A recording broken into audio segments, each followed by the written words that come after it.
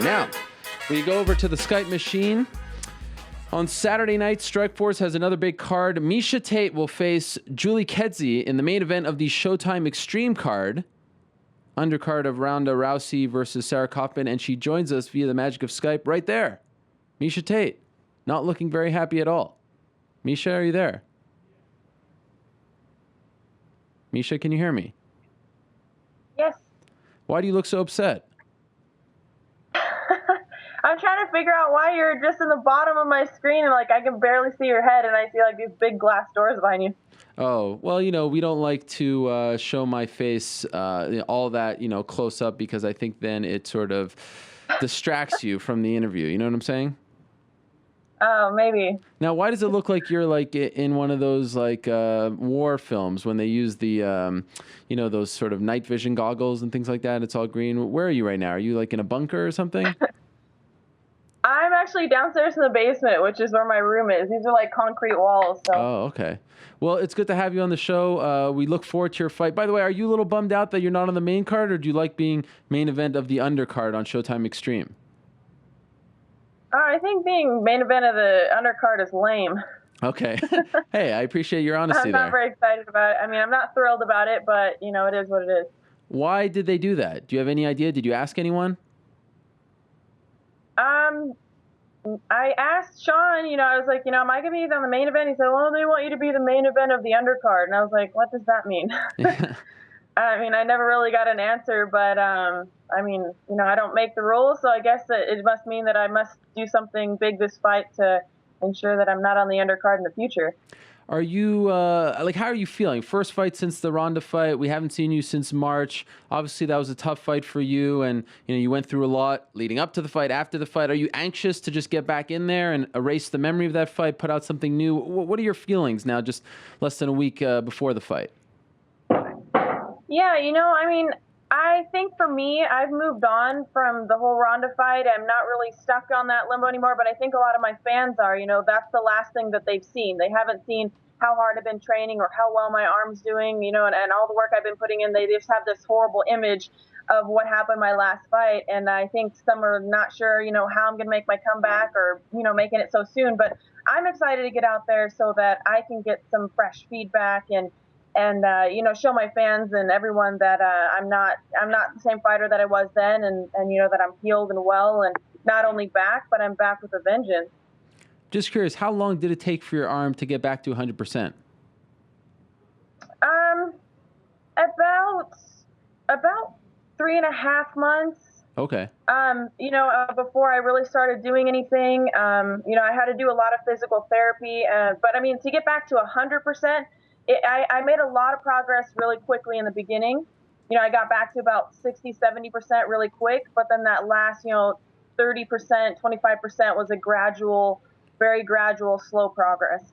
So the fight against Ronda happened the first week of March. 3.5 months would be mid-June. This fight's happening second week of August. You've had like a month and a half or so at 100%. Is that accurate? Exactly. Okay. Yep, that's exactly how it worked out. Wow, I'm good at math. Who would have thunk it? And obviously the last fight, so emotional, the trash talk, all that stuff. This one, there's been no drama, at least that I've seen. Is that refreshing that you don't have to worry about all the other nonsense outside of the cage or the gym? Actually, yeah, it is for this fight. I think it's just what I need for my comeback fight. I don't think I need to focus on a lot other than making a statement, with it. So I really just want to focus on my performance, and everything outside the cage has been very relaxed in comparison to my last fight.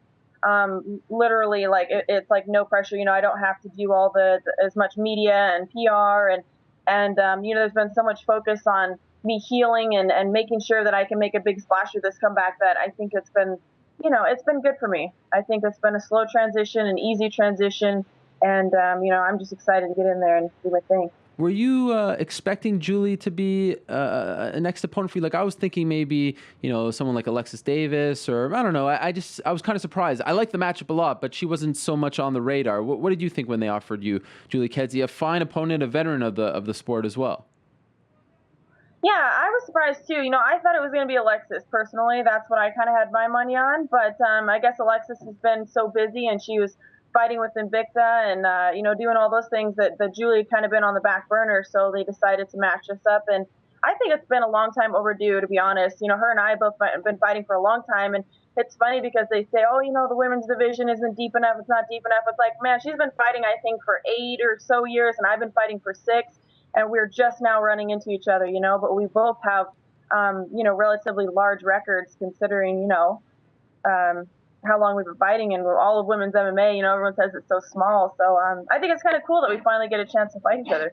It's a fascinating time for women's MMA. This card has 3 women's fights on it. You got Invicta doing good things. I know you checked out their last show. They're developing talent. You've got Ronda, doing a lot of media. She's getting bigger and bigger. Would you say women's MMA is healthier now than it's ever been here in North America? Absolutely. It's more on the map than it's ever been. It's growing. It's funny. I was watching an old biography that was done a few years ago before I ever had gone down to California, before, I just signed to Strikeforce. And I was talking about how quickly women's MMA was growing, and it's funny now seeing where it's progressed to. It's been a pretty amazing process, actually. I think it's really blown up, and it's great to see that. And the new Invicta card that was awesome. Did you get to see the last one? I did watch it. It was one of the best cards of the year. Yeah. How much of that do you give credit to Ronda for all that attention and the growth of women's MMA? Are you able to give credit where it's due here, or do you think it has to do with more factors, or different factors, I should say? You know what? I think I've always been a person who can remove myself from a situation and, regardless of my own feelings, be unbiased. And I am able to give credit where credit is due. I think I get criticized, by her for being wishy-washy, because sometimes I'll say how I feel, but I'll also be able to say how, I realize that it can benefit others. I still am not Ronda's biggest fan. I still don't really like Ronda, but I can appreciate the fact that she has drawn a lot of attention to women's MMA. I may not personally like the way that she does it, but it's working. So, you know what I mean? I can't sit there and say, it's bad or whatever, because at the end of the day, it's more eyes on women's MMA, and that's the overall goal.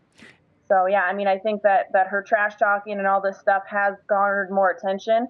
I'm just personally not a fan of it. Is it hard for you to see her on the cover of ESPN, Conan, TMZ, all that stuff? Is it hard to deal with all that stuff because you're not her biggest fan?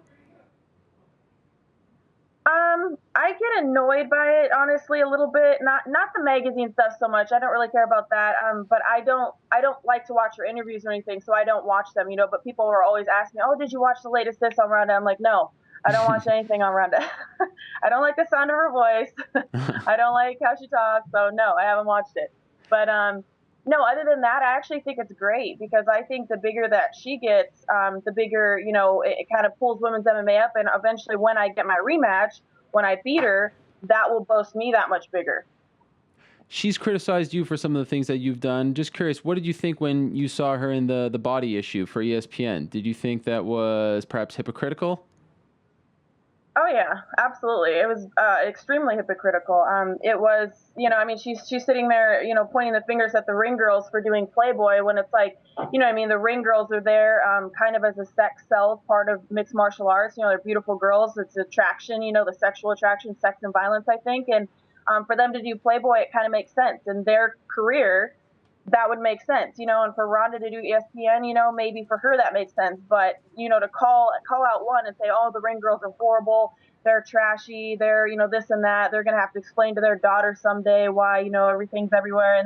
And then she goes and hops on the cover of ESPN magazine, like 1% less naked, and is like, oh, but that's fine. She's like, I wouldn't show anything I wouldn't show in a bikini. I'm like, I'm pretty sure I saw a lot more than what I would see unless you have like the world's smallest bikini. You know what I mean? So, to me, it's dumb. She needs to stop talking so much crap, and especially about celebrities and people that aren't even fighters and stuff like that. To me, that is so childish, like calling out Kim Kardashian and talking crap about Michael Phelps and things like that. It's just like, grow up. It's interesting. UFC president Dana White, he has been promoting her. He seems to obviously be a big fan of her work, but he also promotes you as well. I actually asked him about this. Every time he talks about women's MMA, he only mentions Ronda and you. It's like you're the only two women's MMA fighters that he's ever heard of.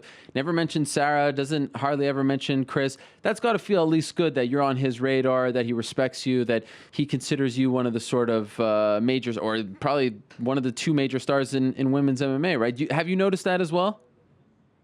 Yeah, I have actually. You know what? And Dana's a cool dude. He really is. He's a pretty straightforward guy, and I like that. And I think that he realizes that what Ronda and I bring, that we play off of each other well. I think without me, Ronda would not be at the level that she was at. You know what I mean? And somewhat vice versa, because I mean, she brought a different aspect, a different element that we hadn't really seen in women's mixed martial arts. She drew a lot of attention, and we played off of each other. We kind of ping ponged off of each other up to here, and now she's surpassing me in followers and fame and all that stuff, But it's not over till it's over. I know I'm still here, and I'm really excited to be making that comeback on the same card that she's fighting on. It's like I didn't even skip a beat.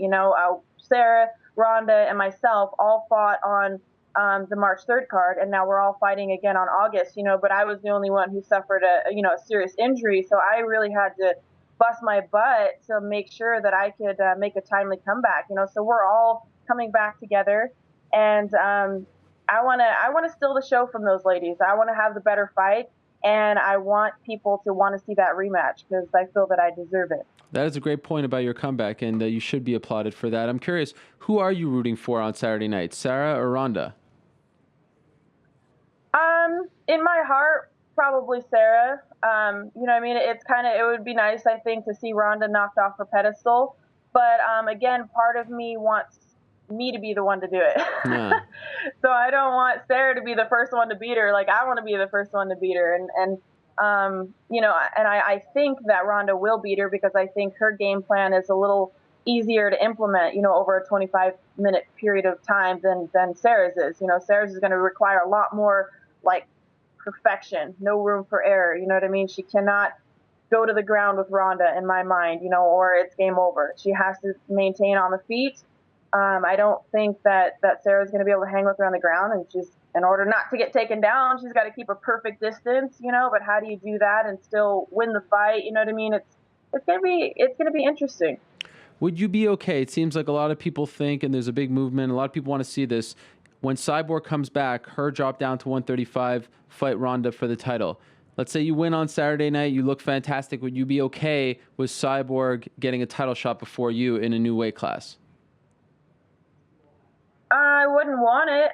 I'd want to get my title shot first, to be honest. But I realize that's a very realistic possibility. Sorry, it's my dog. That's okay. You know what I mean? If Cyborg can indeed make the weight, that's something that could very well happen. So I don't know. But no, I want my shot, and I want it as soon as possible. So what are you thinking? You win on Saturday, you think they'll make you fight one more time, and then Ronda, like, what's the sort of plan that you have in your mind? I think if I can make enough of a splash that I think Dana, if I'm not mistaken, has already said that, he would like to see a rematch eventually. Yeah. So I know that's a possibility. And I asked Sean as well, what do I have to do? What is it? What do I have to do? Is it one more fight? Is it 3 more fights? What do I have to do to get a rematch? And he said, you know what? A lot of it is fan base. He's like, we want to feed the fans what they want to see. We want to give the fans the entertainment that they want. And so I think if I can stir up enough interest and maybe poke enough fun and win a really good fight in a dominant fashion, that sets me up perfectly for a rematch. So I'm hoping that I can get it right after this one fight. I mean, we all saw how quick Ronda got her title shot. You know what I mean? And I think I put in way more work than her. And you know what I mean? So I don't know. I'm hoping after this one fight, if I go out there and put on a really great performance, that it'll give me a rematch. Okay, soon. final thing, and you mentioned Sean Shelby, who's the matchmaker for Strikeforce, used to be matchmaker for WC, and now is also the matchmaker for the 135, 145s, and 125s.